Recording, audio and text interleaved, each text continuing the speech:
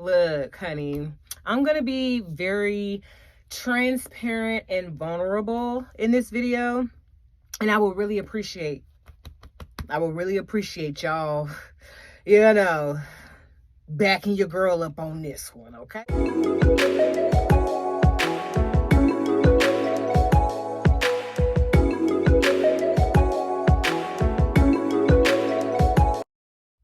What's up, y'all? It's your girl Wendy, and I'm back with another video. If you're new to my channel, please go ahead and consider subscribing to your girl's channel. New videos gonna come out when they come out. I don't know what y'all want, ain't one since day one. How long you been on our show? Appreciate you, know what I'm saying? Know what I'm talking about? Already, man, it's all love. So baby boy, baby girl, y'all was like, I heard y'all, okay? Y'all was like, big win, don't leave us like that. Don't leave us like that on this celibacy journey, honey. Tell us what happened. What happened after you broke your celibacy journey? Big win. Don't leave us there. I heard y'all. Let me tell you, first of all, y'all a little too nosy. Y'all a little too nosy for me, but it's okay. I'm gonna tell y'all what y'all want, because what your girl did. She wrote it down. She wrote it down. Yeah, so I wrote it down for y'all, so that way I can give y'all the full, okay? Look, honey, I'm gonna be very transparent and vulnerable in this video, and I will really appreciate y'all,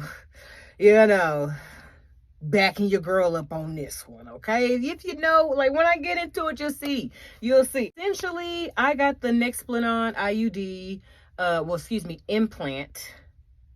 I got the Nexplanon implant in like 2016 or whatever. I got it right here, you know what I'm saying? Blah, blah, blah. We know that. Now, you're supposed to get it redone every 3 years or whatever, right? Okay, so I got it redone in like 2019, right? But let me tell y'all, I want to say it was like 2017, 2018, something like that. Like, I started having like little symptoms, okay? Like, I started having like an overactive bladder, and like frequent urination, and it was like urinating to the point to where like I still felt like I still had urine left, and that went on for years and years and years and years and years, okay? And then I had chronic bacterial vaginosis, and please keep in mind that at this time I was not having intercourse with anybody, nor was I having intercourse with myself. So I had low energy, I had no cycle, and I didn't have, like, 2019, I stopped getting pap smears simply because at that time, like, I didn't need them. You know what I'm saying? Like, I wasn't doing nothing, and I felt like if I was going to do something, then I would get a pap smear. But I've never had a negative pap smear either, okay? Just follow me where I'm going. It all makes sense at the end of the day, but I gotta give you the backstory so you can understand the forward progression. Living with those symptoms, and they were chronic, and they were getting worse, and so, but I was also gaining weight. So I thought that it was because I was gaining weight, you know what I'm saying? I felt like my skin was acting up because I was gaining weight, because I had acne. I was like, I was an adult with acne, like acne to the point to where it was like when I was a teenager, it was the same type thing. And I was just like, oh my goodness, I am not going to live through this again. I was like, no, I can't do it. I didn't go to the doctor about it, because I didn't think that there was, I didn't think there was anything wrong. June 15th, 2023. Why do I know that date? Because that's the date that I got a relaxer for the first time after like 8 years of being natural, honey. Your girl was like, no ma'am, no ma'am, no ma'am. I went through a change. I had a breakthrough. I'm changing my hair. So I went back natural. I went back relaxed, okay? But like immediately after going relaxed, my hair started falling out. My hair was falling out. I would have these night sweats. I would have these hot flashes. I had excessive sweating. But I didn't pay any of those any attention. I just, I thought that's when I got on the inositol, okay? That's why I picked up inositol. Because I was like, well, I feel like my hormones are in balance. I haven't really had a cycle. So let's see if inositol will jumpstart my system and cause it to where my hormones kick back on. That's what I said. So that's why I went on inositol. For those of you that wanted to know, that's why. And did I have a period on inositol? Abso-freaking-lutely. And I am so happy and proud of myself that I listened to myself about what I thought. Okay? Because I had a period months later in November. So as inositol is working, you know, I go back out. I go back outside. She goes back outside. And so as she's outside, you know, I was when I went back outside and I had intercourse, it just was not the same. Like, I felt like something was wrong. I knew something was wrong. There was extreme vaginal dryness. It was not pleasurable at all. It was essentially like, it was like being a virgin all over again. Like the next day I had bright red bleeding and all kinds of stuff. Like something is wrong. I said, I know something is wrong because it ain't... I was like, it ain't never felt like that before, honey. I'm not being funny. Like, it never felt like that before. It was so painful. You know what I mean? Like, it was just so painful. I just was like, something's wrong. I was like, something is definitely wrong. So I made an appointment to see my primary care doctor. And so I explained to her, you know, I hadn't had sex in so, you know, 8 years, 361 days, you know what I'm saying? I just got back active, you know, and I told her my symptoms, which is what I told y'all or whatever. But I went into detail with her. And so essentially she sent me to OBGYN. There to the OBGYN. And the doctor, she did a manual exam, and so she was like, she didn't feel anything. And so I was like, okay. But she was like, but that doesn't mean anything. I'm gonna send you to go get a transvaginal. I went to go get a transvaginal ultrasound, honey. And so I had to have a full bladder. Please keep in mind that I had bladder problems. Okay. So I go in there on a full bladder, and I'm expecting to be seen at my time because, honey. And so, like, I was almost in tears. You know what I'm saying? Because I needed to pee so bad, but I knew I needed to have a full bladder. You know what I'm saying? And I know that they didn't understand. But, honey, really, really bad. So, anyway, essentially, fast forward. And so I get my results back. And I get my results before the doctor calls me, honey, okay? And so I noticed that in the results, it said that I had two fibroids and a cyst. So I had one fibroid that was 4 centimeters, one fibroid that was 1 centimeter, and then I had a cyst that was like 1 centimeter on my left ovary. So essentially, the low energy, the low iron, the bladder pain, the constipation, because remember I was having constipation at a point in time and I thought that it was Ozempic. No, it was actually fibroids pressing on my bowels at any given time. Yeah.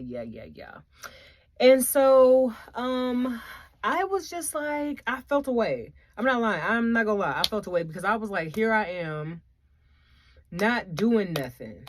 You know what I'm saying? Like, there's nothing that I did other than getting the Nexplanon IUD. There's nothing that I did that would have warranted me having fibroids and a cyst. And I was pissed. I was mad. I still get mad about it because you hear it in my little throat, but she ain't gonna go there. I still get mad about it. But anyway, so fast forward to February 2024 when I was when I found that little boy, you know what I'm saying? I had fibroid embolization surgery, and but at first I wasn't gonna do that. I wasn't gonna have fibroid embolization surgery. I was just gonna have them cut it out. You know what I'm saying? But I was like, you know, before, because I wanted a hysterectomy for like 6 years. I was like, I don't want no more kids. I want a hysterectomy. They could take it out. I don't care, blah, blah, blah, blah, blah, blah, blah. But then what got me was when I got back outside and I was like, you know what? And I, with the fibroids, I was like, you know what? I was like, what if I meet a man and he wants a child? But because I was at a certain point and place and time in my life, you know, I've made it to where now we may not have the opportunity because I was talking all that noise back there because I was in a bad situation, you know? And so I was just like, Lord, you know, please don't listen to me. And so I did some research, and I'm glad I did do my research because a lot of African-American women deal with fibroids. Toya Carter, she's dealt with them. Uh, it's a lot more. Like, if you do your research, Toya is the only one that I remember because I like her. But there are other celebrity women, black women, who have gone through fibroids, and they've shared their story and they shared their journey. And so I was just like, you know what? I'm gonna come and I'm gonna tell the girls. So I had fibroid embolization surgery February 12th, 2024. And y'all, I'm not gonna lie. Well, I woke up 3 times in the surgery, and I was asking them questions. 3 times I woke up. Anyway, but I was comfortable. I didn't feel any pain or anything like that. But I told them, I was like, I have a high pain tolerance, you know. But anyway, I felt some kind of way about that too. But anyway, so y'all, when I had that fibroid embolization surgery, like, they say that you're supposed to bleed a lot and you're supposed to be in all this pain. Like, I was in pain and stuff like that, but it wasn't like, it was like an instant improvement. It was really like night and day. Like, I feel like I only bled for like 3 days, you know what I'm saying? And the relief was instant. Like my urine, like, I don't know what happened, but it was instant. It was instant. I was just so happy because I had dealt with like the frequent urination for so long, you know what I'm saying? And now I don't deal with that. I dealt with, you know, being constipated, and now my bowels are more regular than what they have ever been. Through all of that, and at the same time, I was taking Ozempic. And so I felt like, because people were like, what happened with the weight loss? Like, how was I able to lose weight like that? I feel like because I regulated my hormones, you know, I was regulating my hormones on my own, because I did go to the doctor and I asked for hormone replacement therapy. And because I was 40, I was 40 at the time, they weren't trying to do that. You know what I'm saying? Like, they weren't listening to me about what I needed for my body. So I took my stuff into my own hands, as I often do. And I feel like because I was regulating my hormones with that inositol, and with the different supplements and stuff like that, and then I was also with the fibroid embolization, you know what I'm saying, with the Ozempic, and you know what I'm saying, like, all of that created, you know, why I was able to drop that weight, like, towards the end, you know what I'm saying, where I was looking all skeletorish. Well, I was looking all skeletorish, you know what I'm saying? So yeah, that's what happened with that. And so now, so I also was having, like, so essentially now your girl's premenopausal. I told y'all that whole story to come and tell y'all that your girl's premenopausal. Womp, womp, womp. And I'm only 41. I'm 41 and fine, girl. And she's premenopausal, and I don't like that. Y'all probably like, Big Win, what's wrong with your hair? I'm going to tell you, honey, ain't nothing wrong with it. There's nothing wrong with it. But y'all, when I found out that I was premenopausal, so I realized I was in premenopause June 2023. You know what I'm saying? I recognized that then, but I didn't know that there was anything out there that would help me with the symptoms. You know, the hot flashes, the excessive sweating, night sweats, hair loss. Like, I thought it was because I was taking Ozempic, and because I was losing weight. So I felt like I thought that it was because I had a chemical imbalance and I wasn't getting enough vitamins. So that's why I started adding all that stuff to my diet, you know. When all I actually needed was what a friend recommended. She was like, get you some estrogen. And so she was like, get the estrogen weight loss. I didn't want to do the estrogen weight loss simply because, or weight management, whichever one it is, because I was already on Ozempic. So I was like, I don't need no help. I don't need no help in this area, right? So I got the one that's the multi-symptom. I got that one. And so I've been taking that I've renewed it twice. I got the 2-month one. I renewed it twice. You know what I'm saying? And that's how serious I am about that. Okay.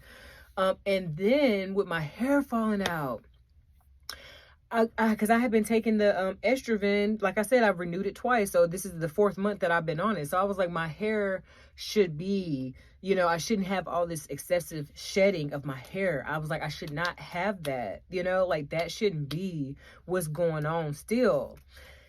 And so, y'all, I was just like, I didn't know. So I went somewhere and I saw Justin Kelly, and he was talking about biotin, and something about the biotin sparked something else. And anyway, I'm taking Viviscal. I started taking Viviscal, but I just started taking it. Okay.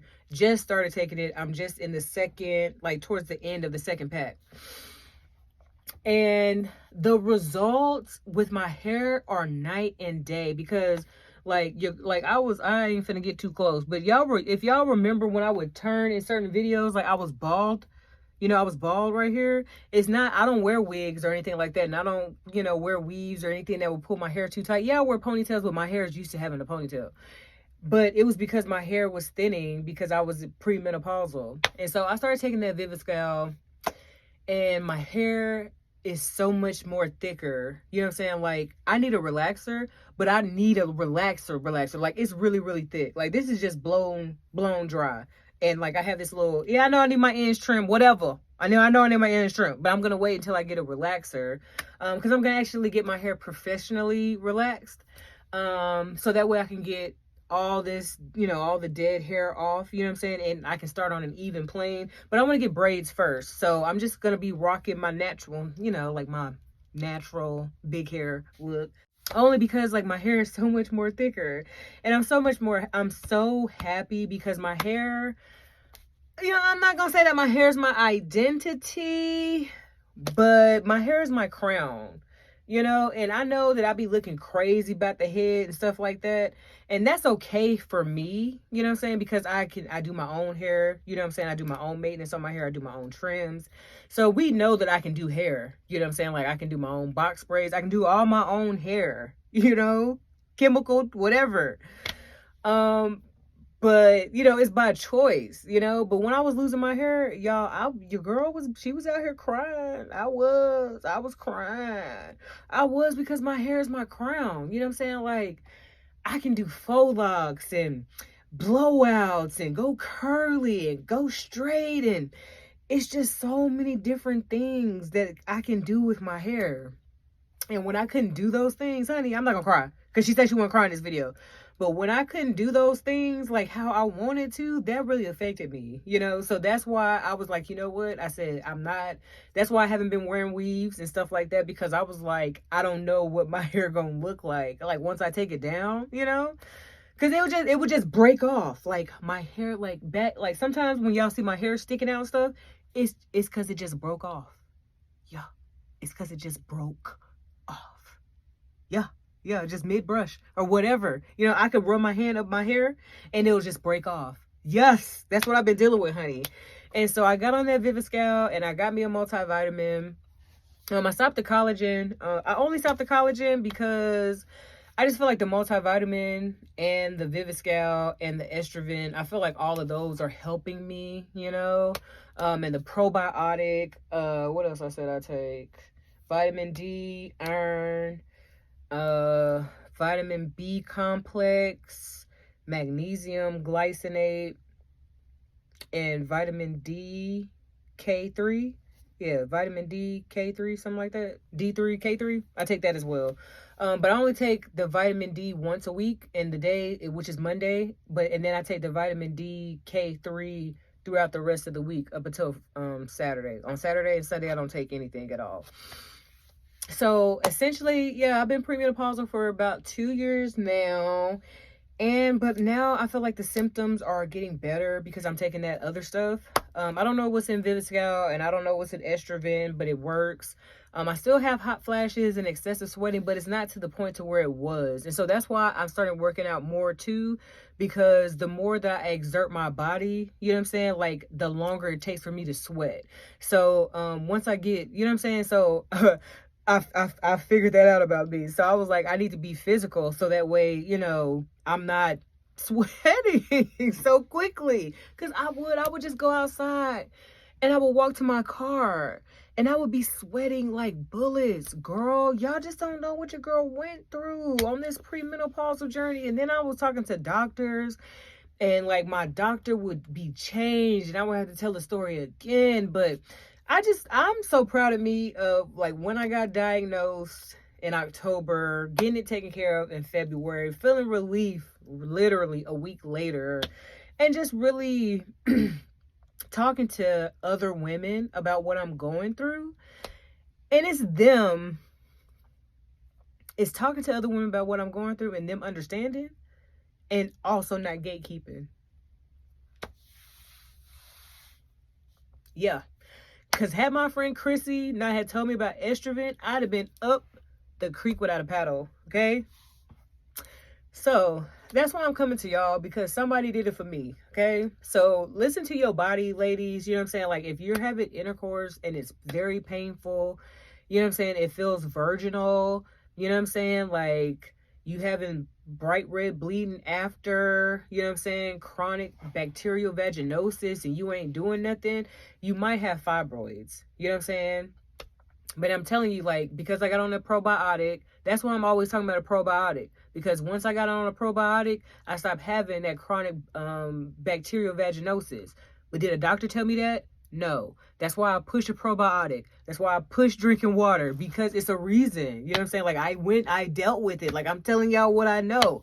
That's why I talked to y'all about the double cleanse method. Bar soap first and then your liquid, you know, with a different, different cloth. You can't use the same cloth, you know? And so I learned so much with this celibacy journey, like the after part, like the after, like I had to learn so much. And I know y'all like, Wendy, you're 41, you should have known some of this stuff. I did know about I was taking acidophilus before, and I would take the good one, the one that you put in the fridge.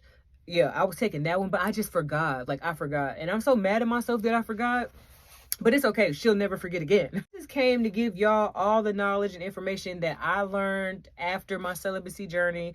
Like, learning that I have fibroids and something was wrong with my body, and get it done right away.